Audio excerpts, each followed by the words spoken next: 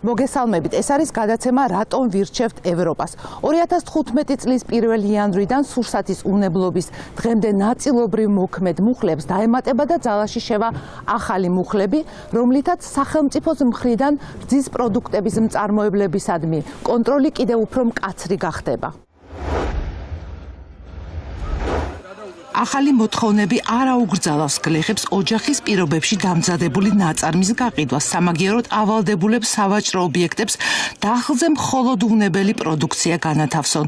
კვლევითი ჟურნალისტიკის და ადვოკატირების ცენტრის წარმომადგენელი ზურაბ მოდებაძე, რომელიც სურსათის უნებლობის საკითხებს ევროსტანდარტებზე გადასვლის ჭრილში აშუქებს, ამბობს, რომ სახელმწიფომ ირიბად გლეხობაც დაავალდებულა, რომ მხოლოდ უნებელი პროდუქტი აწარმოონ. დღევანდელი კანონმდებლობით გლეხს და მისნაირ ყველა მცირე მწარმოებელს სურსათის რეალიზაციის დროს არ მოეთხოვება შესაბამისობის სერტიფიკატი თავისი პროდუქტის გასაყიდად. მაგრამ მარკეტი, რომელიც საბოლოო ჯამში ან მცირე მარკეტი, ან დიდი სუპერმარკეტი, ან ფერმერული ბაზრობა, რომელიც საბოლოო მოხმარებლამდე ყიდის პროდუქტს, ნებისმიერ სურსათს, მას მოეთხოვება მხოლოდ თავის დახლზე განათავსოს მხოლოდ კარგი, ანუ ჯანსაღი პროდუქტი, ანუ ის არ უნდა იყოს მავნე ადამიანებისთვის. ის რომ რძის მცირე მწარმოებლები უვნებელ პროდუქტს ყოველთვის არ ამზადებენ, არაერთხელ ფაქტებითაც დადასტურებულა. ფერმერთა ასოციაციის თავმჯდომარე ნინო ზამბახიძე ამბობს, რომ რძის პროდუქტებით მოწამვლის სავალალო შემთხვევები მრავლად იცის. როდესაც მე ვიხდი გარკვეულად ძალიან მაღალ თანხას მაღალი რისკის პროდუქტებში, როგორც არის ხორცი და ყველი, მინიმუმ იმის გარანტია მაინც უნდა მქონდეს, რომ მე ვყიდულობ უსაფრთხო პროდუქტს. რამოდენიმე წლის წინ იყო ესეთი ფაქტი, როდესაც ერთ-ერთმა მეწარმემ აბსოლუტურად შეუგნებლად გააკეთა ესეთი რამ, როდესაც რძე კონკრეტულ გრადუს ტემპერატურაზე უნდა მივიდეს, რომ იცე კვეთი, რომ შემდეგ უკვე აწარმოო მყველის მარცვალი, ხო? და ჩაყო თერმომეტრი, ეს თერმომეტრი შიგნიდან ოდნავ გასკდა და მთელი ვერცხლის წყალი ჩაიღვარა ამ პროდუქციაში, მას ეს არ შეუნიშნავს, გაიტანა აგრარულ ბაზარზე და ძალიან დიდი ამბავი იყო ატეხილი, იმიტომ რომ ბავშვი ძლივს გამოგლიჯეს სიკვდილს. ახალი რეგულაციებით გამყიდველმა მაკონტროლებელს უნდა დაუმტკიცოს, რომ უვნებელ სურსათს ყიდის, მაგრამ საკითხავია, ვინ უნდა იქონიოს მაგალითად იმავე ყველის ნიმუშის გამოცდის ოქმი. ანუ ვინ უნდა დახარჯოს თანხა, დრო და ენერგია ლაბორატორიული ტესტის ჩასატარებლად. სურსათის უნებლობის ეროვნულ სააგენტოში აცხადებენ, რომ გამოცდის ოქმი გარკვეული პერიოდულობით არა მწარმოებელმა, არამედ მარკეტმა ან მცირე მაღაზიამ უნდა იქონიოს, რაც კატეგორიულად მიუღებელია მცირე ზომის მაღაზიებისთვის. ერთ-ერთი მოთხოვნა, ერთ-ერთი კითხვა არის, რომ დარწმუნებულია თუ არა ბიზნეს ოპერატორი, რომ აქვს თუ არა მას პროდუქციის გამოცდის ოქნები. სადაც გადასტურებით შეუძლია თქვას, რომ მაგალითად მიკრობიოლოგიურად ეს პროდუქცია შესაბამისად. შეუძლია რომ არ ქონდეს ეს გამოცდის ოქმი. შეუძლია, ეხლა მას უნდა ქონდეს ესეთი გამოცდის ოქმი, თუმცა ეხლა ის რომ მას ყოველ პარტიაზე ქონდეს, ან მან პროცედურულად უნდა შეარჩიოს მოუწოდებლები და შემდგომში უნდა დარწმუნდეს და რაღაც პერიოდულობით, მის მიერ შემუშავებული პერიოდულობით უნდა იკვლიოს ეს პროდუქცია, რომ ეროვნულ მარკეტინგ დიახ. ანუ ეს არის სავალდებულო? სავალდებულო არა, ეს პირდაპირ მე შევეცდები კარგად გამიმართოთ ეს საკითხი. ანუ მან უნდა დაადასტუროს, რომ მის მიერ რეალიზებული სურსათი არის უნებელი. ამის დადასტურების ალბათ ერთ-ერთი თუ ერთადერთი არა, გზა არის ის, რომ ლაბორატორიულად იქნას გამოკვლეული ეს სურსათი. სულაც არ ვარ ვალდებული, მე ვამოწმო ჩემი პროდუქტი. სახელმწიფო ამბობს, რომ გამოცდის ოქმი ხელთ უნდა კონდეს, როდესაც მოვლენით შემოწმება. ძალიან დიდი ბოდიში, მაგრამ ეს გამოცდის ოქმი მაღაზიამ უნდა გააკეთოს, ეს აბსურდია. ეს არის აბსოლუტური. ზუსტად აქ მარხია ძაღლის თავი. ძალიან მკვეთრი და ესეთი კატეგორიული ზომებია მისაღები, მაგრამ გაუაზრებელი არა ჩემო ბატონო. სახელმწიფო, როგორც უკვე ვთქვით, გლეხს და მცირე მწარმოებელს არ ავალდებულებს მარკეტში ან მცირე ზომის მაღაზიაში პროდუქტის ჩაბარებისაც შესაბამისობის საბუთი იქონიოს. თუმცა იმის გათვალისწინებით, რომ მაღაზიებმა შესაძლო არ ისურვონ ამ ხარჯის გაწევა, გამოდის, რომ გლეხები ან მცირე მეწარმეები ლაბორატორიებში თავად უნდა მივიდნენ. ანა მიქაძეც ამბობს, რომ ყველი თავად მწარმოებელმა უნდა შეამოწმოს. გაურკვეველია და ესეც არ არის მაინდა-მაინც ასე ვთქვათ კარგ მდგომარეობაში არ ჩააყენებს არც სახელმწიფოს და არც იგივე საგლეხო მეურნეობას იმ თვალსაზრისით რომ მე გლეხის ყველს გლეხს არ უგზალა უყალის წარმოებს ერთის მხრივ და მას მე ვეფერები რომ არა ბატონო აკეთებ მაგრამ მეორეს მხრივ მე რომ მაღაზია ვარ სიტყვაზე ან ვიღაცა რომ სავაჭრო მოედანი იმას უკრძალავს გლეხის ყველის მიღებას მე თუ არ მექნება სერტიფიცირებული ყველი მე თუ არ მეწოდინება ამ ყველის პარამეტრები და საბუთი თუ არ მექნება სადაც გაწერილია ან ეტიკეტზე დატანილია ყველა ეს ინფორმაცია ბუნებრივია მე იმყოს არ მივიღებ ყველი უნდა შეამოწმოს უნდა მოვთხოვოთ აუცილებლად ვინც ყიდის რომ მაღაზიამ როგორ უნდა შეამოწმოს პატარა მაღაზიას ისეთივე შესაძლებლობები აქვს როგორც გლეხს დიდი მოედნები მზად არიან ყველა დიდ სავაჭრო მოედანს Goodwill-ს Smart-ს ყველას აქვს თავის ლაბორატორია მათ თავი კუჭია არ მოეწონება ყველი დაადებს წუნს გადახაზავს და არ მიიღებს იმ პროდუქციას მაგრამ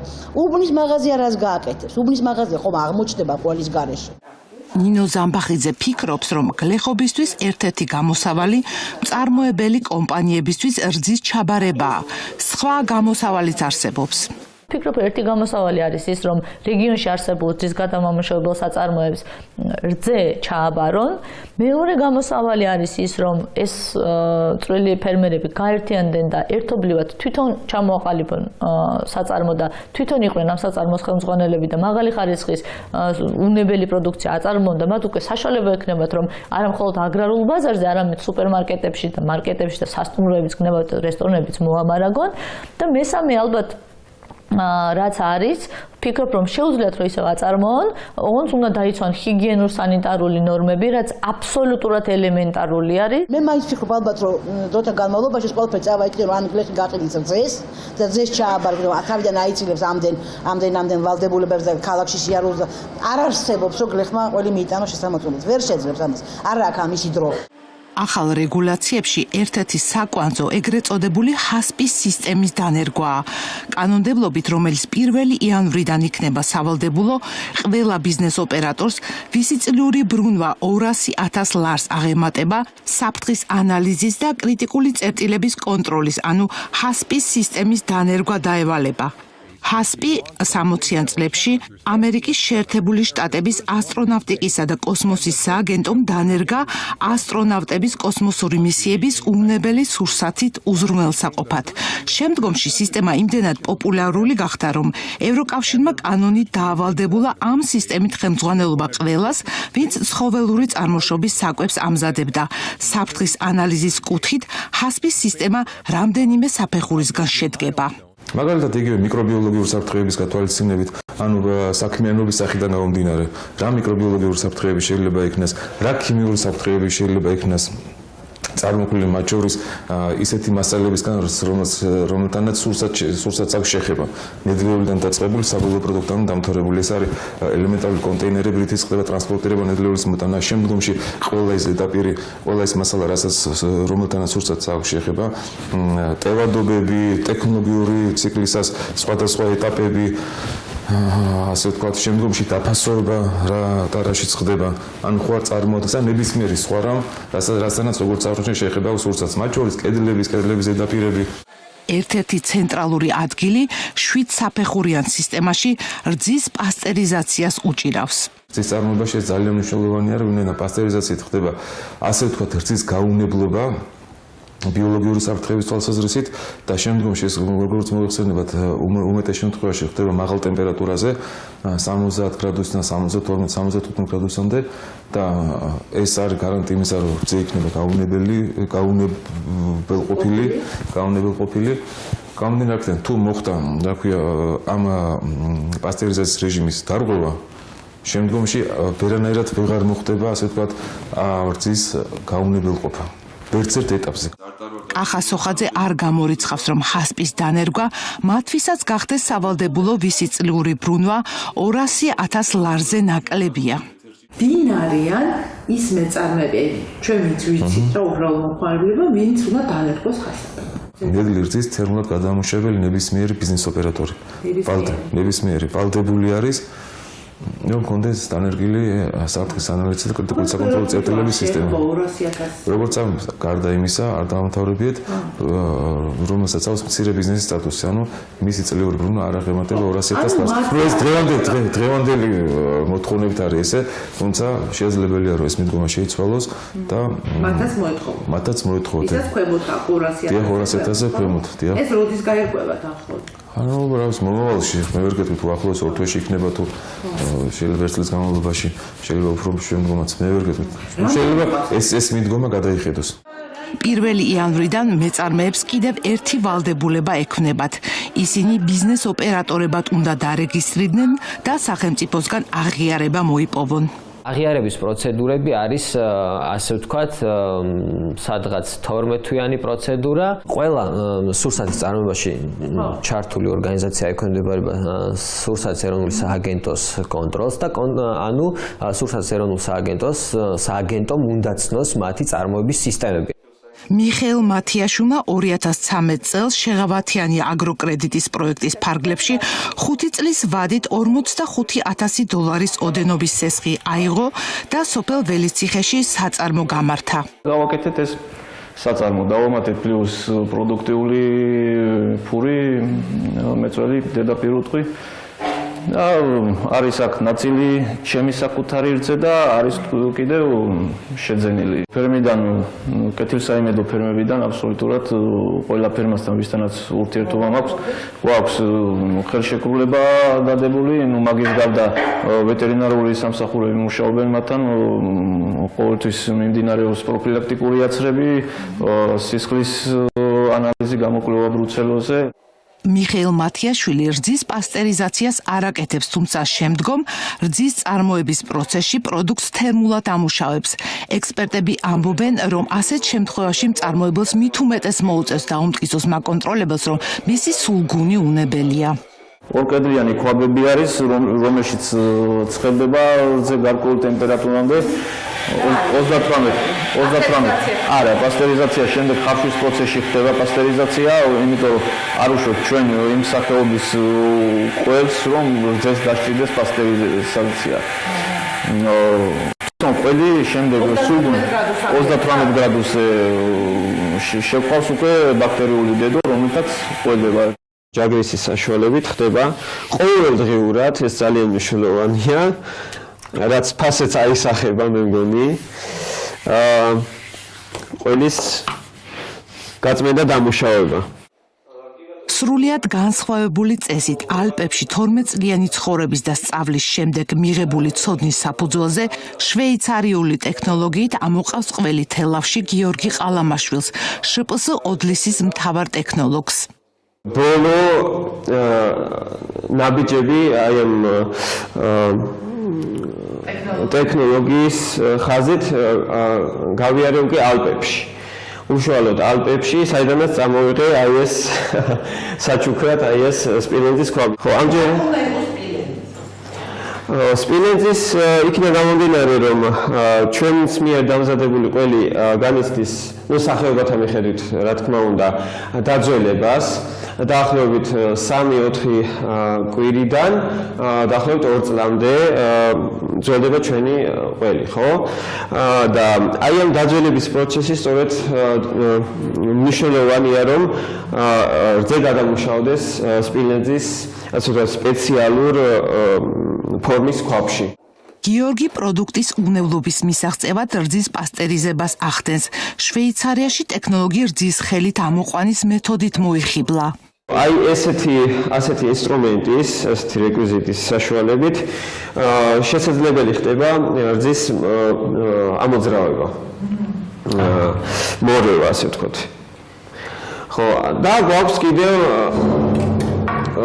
კიდევ აი ესეთი ჩანს ეძახიან ამას ევროპაში, ანუ ჰარფე ეს ეძახიან შვეიცარიელები, აი ამ ხელსაწყოს, რომლითაც ხდება ასეთი სიმებიანია და ჰარფე სინქრონულ თარგმანში ნიშნავს ჩანს, სხვათა შორის კი, ჰგავს კიდევაც, აი ამ ხელსაწყოთი ხდება უკვე მიღებული მასის დაჭრა დამუშავება.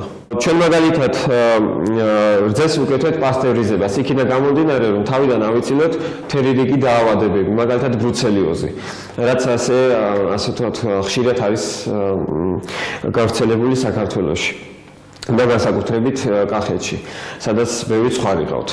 გიორგი ყალამაშვილმა და მიხეილ მათიაშვილმა თითქმის არაფერი იცოდნენ იმ ახალი რეგულაციების შესახებ, რომელთა დაცვა სახელმწიფო მეწარმეებს 1 იანვრიდან ავალდებულებს. იმავებს ამბობს მკვლევარი ზურაბ მოდებაძეც, რომელიც სხვადასხვა რეგიონში მომუშავე მეწარმეებს დაუკავშირდა. სფეროში ჩაბმული მეწარმეები ამბობენ, რომ სახელმწიფომ უფრო ქმედითი საკომუნიკაციო სტრატეგია უნდა შეიმუშავოს. ისინი ნაკლებად ფლობენ ინფორმაციებს, აი კონკრეტულად რა რეგულაციებია, თუმცა მათ ყურმოყრით აქვთ გაგებული, რომ 1 იანვრიდან არის ახალი წესები, მაგრამ კონკრეტულად რა მოეთხოვებათ, რა გადაიარაღება უნდა გააკეთონ, როგორ უნდა შეცვალონ თავისი წარმოების სისტემები, ამის შესახებ ისინი სრულ ინფორმაციას არ ფლობენ. აუცილებლად უნდა მოხდეს ინფორმირებულობა. დღეში არ ვიცი, უნდა ტელევიზიები აიკლონ, უნდა გაზეთები იყიდონ და გვერდები შეიძინონ და 24 საათიან რეჟიმში მაკონტროლებელმა ორგანომ, ვინც ვალდებულია ინფორმაცია მიაწოდოს ან არასამთავროებმა, ან ჩვენ ასოციაციად მეც მათ შორის, მე 50 ხომ არა ვარ და 100,000 ხომ არა ვარ, ერთი ანა მიკაძე ვარ, მე ხომ არა ვარ, არ შემილა ფიზიკურად ვერ შევდებ, ხო? ყველამ ერთად უნდა რაღაცა მოვიფიქროთ და მივიტანოთ ეს ინფორმაცია მეწარმემდე. მთელი საქართველოს მასშტაბით ამისი ახსნა უნდა მოხდეს. უნდა გაიგოს ხალხმა რა არის ღრმა და ყოვლისმომცველი თავისუფალი შეთანხმება. უნდა გაიგოს რა არის ეს კანონი, რომელსაც ესე აქტიურად ვიწყებთ 2015 წლის 1 იანვრიდან, რა დადებითი მხარე აქვს ამას და რა უარყოფითი მხარე აქვს. 1000 წევრი ყავს ბიზნესზე ორიენტირებული მთელი საქართველოს მასშტაბით. უფრო ეხლა სახელმწიფო მაინც ცდილობს, რომ უფრო ბიზნესზე ორიენტირებული და თქვა ბიზნეს ოპერატორები ყავდეს ამ კუთხით ჩართული, თუმცა ვფიქრობ, რომ შესაძაც ქვეყანაში 800,000 ფერმერია, მადამდეც უნდა მიდიოდეს ინფორმაცია. რაღაც არსებობს სხვადასხვა მექანიზმები, შეიძლება მიაბავ, თქვა აი ამის ინფორმაციას, საინფორმაციო ბუკლეტი შესაძლებელია მიაბა, გნებავთ გაზის, გნებავთ დენის ორგანიზაციებს, რომლებმაც ყველა ვარიანტში უნდა მიიტანონ ეს ინფორმაცია, მადამდე ყველა არის მზადი იმისთვის, რომ ადრე თუ გვიან სახელმწიფო დაიწყებდა ამ კონტროლს. მაგრამ არის ორი ტიპის მზაობა, ერთი მორალურად არის ყველა ამისთვის და მეორე ტექნიკური პარამეტრები, როგორ შეიძლება ტექნიკურად ამ ყველაფრის განხორციელებას. მე შემიძლია გითხრათ, რომ ტექნიკურად თითქმის მსხვილი საწარმოების გარდა არავინაც არ არის მზად. არ არის მზად, იმიტომ კი არა, რომ თქვა სიტყვაზე არ აქვს კარგი მოსახარში ქვაბი, ან სუფთა გარემო. მათ არიციან, რას ითხოვს კონკრეტულად მისგან სახელმწიფო. რა ტიპის კედელს, რა ტიპის ჭერს, რა პარამეტრებია, რა რეგულაციებია, როგორი უნდა იყოს ყველი თავისი შემადგენლობით. აზრზეც არავინ არ არის მსხვილების და კარგად ესეთი დაღვინებული მეწარმეების გარდა არავინ არ იცის ეს პარამეტრები. მომდევნო წლის 1 იანვრიდან გაირკვევა თუ რამდენად მზად არის საქართველოს რძის ინდუსტრია ახალ სტანდარტებზე გადასასვლელად. ბევრი ვარაუდობს, რომ სურსათის უნებლობის გამკაცრებულმა მოთხოვნებმა შესაძლოა ბიძგი მისცეს ახალ, თანამედროვე და გარანტირებულად უსაფრთხო ტექნოლოგიებზე დაფუძნებული წარმოების განვითარებას. ახალი ტენდენციების შესახებ ჩვენს შემდგომ გადაცემებში მოგითხრობთ.